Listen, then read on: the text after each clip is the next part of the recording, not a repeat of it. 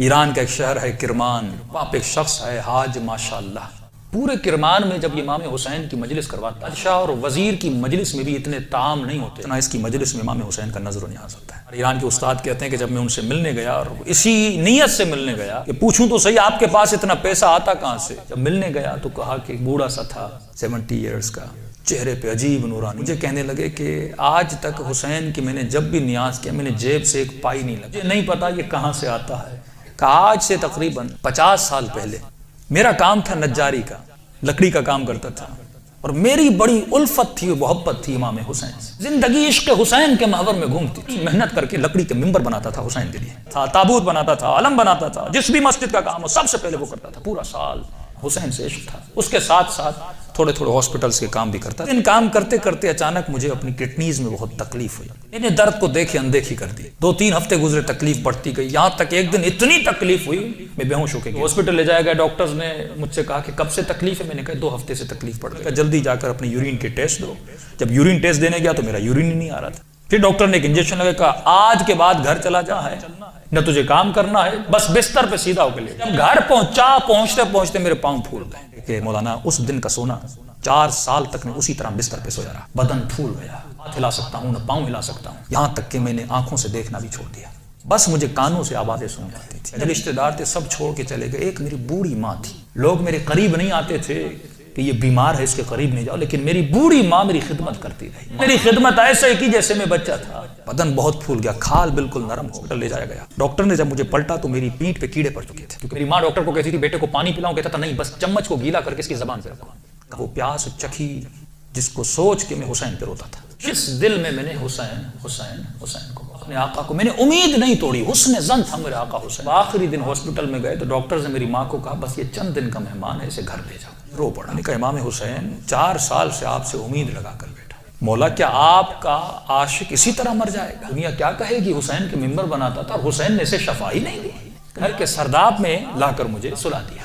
پہلی محرم ہوئی، میری ماں نے جلدی جلدی گھر میں صفائی کرنا شروع کی اور نیچے آئی کہنے لگی میرے لال محرم شروع ہو گیا ہے، اب میں تجھے حسین کے حوالے کرتی ہوں، میں جاتی ہوں مجلس سننے۔ یہ کہہ کر چلی گئی۔ اس 4 محرم کی رات آئی، میں نے دیکھا کھڑکی سے ایک پرندہ اندر آیا، ایسے یہ پرندہ آیا میری آنکھوں نے دیکھنا شروع کیا، لیکن یہ عجیب کبوتر تھا کہ 3 پر تھے، سفید تھا، سبز تھا اور لال پر تھا۔ میں نے زندگی میں ایسا کبوتر دنیا میں کہتا میں نے نہیں دیکھا، پنجے اس کے لال تھے، آیا اور آ کر میرے سرہانے پہ بیٹھ گیا، میرے کانوں میں آواز دے کر کہا تجھے پیاس لگی ہے، کچھ کھاؤ گے، کچھ پیو گے؟ پتہ نہیں اس کی چونچ میں کیا تھا، اس نے میرے منہ میں ڈالا، بس وہ بدن میں جانا کا ایک عجیب سی فرحت مجھے ملی۔ پرندہ اڑا اور اڑ کے سامنے کرسی تھی اس پہ بیٹھ گیا۔ ذہن میں یہ کہہ رہا تھا کہ مولا حسین اگر تو نے بھیجا ہے تو یہ اڑ کے میرے پاس آئے گا یا میرے بستر کے نیچے جائے گا، اگر تو نے نہیں بھیجا یہ اڑ کے چلا جائے۔ پرندہ اڑا اور میرے بستر کے نیچے جا کر بیٹھ گیا۔ ابھی بھی بستر پہ لیٹا ہوا ہوں لیکن تھوڑی فرحت مجھے مل چکی ہے، اب سوچ رہا ہوں یہ پرندہ کون ہے، کہاں سے آ رہا ہے۔ صبح ہوئی، میری ماں نیچے سرداب میں آئی اور اس کے ہاتھ میں رومال تھا، پہلے زمانے میں جب لوگ روتے تھے تو ایک رومال رکھتے تھے، جلدی دوڑی دوڑی آئی اور گیلا سا رومال تھا، اس نے اس رومال کو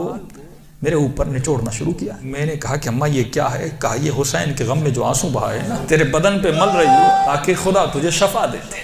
میری ماں چلی گئی، جیسے جا رہی تھی میں نے کہا اماں اگر کبوتر ہے اس بستر کے نیچے، اگر زحمت نہ ہو اس کے لیے تھوڑا دانا اور پانی رکھ لو۔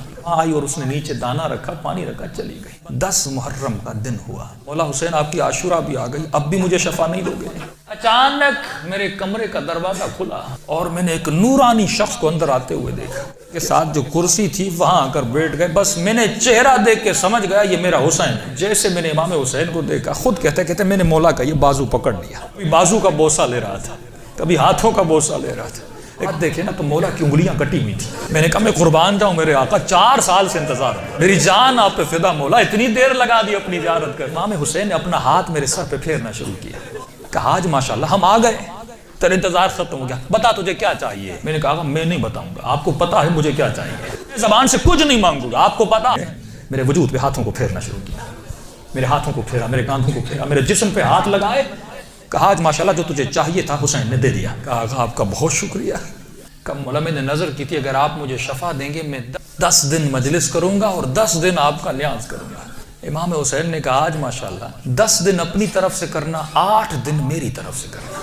10 دن تو حسین کے لیے کرے گا اور 8 دن میری طرف سے میری اماں زہرا کے لیے کرے گا۔ یہ کہہ کر حسین جب چلے تو میں رونے لگا۔ اتنے میں وہ پرندہ بستر کے نیچے سے نکلا، مجھے نہیں پتا وہ پرندہ پڑھ کیا رہا تھا، حسین آواز میں کچھ کہہ رہا تھا، سن کے میری ماں دوڑتی ہوئی نیچے آئی۔ عزت اتنی تھی اس آواز میں، میری ماں اندر نہیں آ رہی تھی، پیچھے سے کہہ رہی تھی ماشاءاللہ یہ کمرے میں آوازیں کیسی ہے، اور کہہ رہا تھا اماں اندر آ جاؤ، حسین نے مجھے شفا دے دی۔ پوری ماں دوڑی دوڑی آئی، کبھی دائیں دوڑ رہی ہے کبھی بائیں دوڑ رہی ہے، کہاں ہے میرا آقا حسین؟ سوجن ہر چیز ختم ہو گئی، یہاں تک وہ کبوتر پرواز کر کے چلا گیا، کبھی کرسی کے بوسے لے رہی ہے، بیٹوں کے ہاتھوں کو چوم رہی ہے، یہاں میرے حسین کا ہاتھ لگے تھے۔ سایوں نے سمجھا یہ مر گیا ہے، دوڑے دوڑے آئے کہ ماں رو رہی ہے شاید بیٹا مر گیا، لیکن جب پہنچے کیا دیکھا، اسے حسین نے زندگی عطا کر دی تھی۔